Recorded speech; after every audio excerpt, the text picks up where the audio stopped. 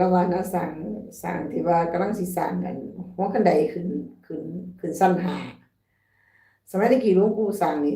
หัวคันไดเนี่ยเป็นคือจังแต่พ่อแต่แม่เฮานี่เป็นไม้ไผ่เพิ่นสร้างเนี่ยมันสิเป็น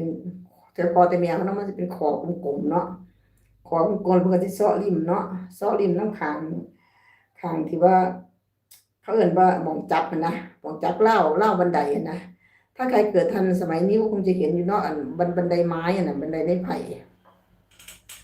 สร้างพอแต่หลุมโตคนนี่ล่ะว่าซั่นน่ะ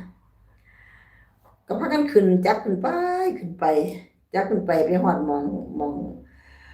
หนึ่งอันไอ้เขียวนี่ล่ะถามว่าอันแดง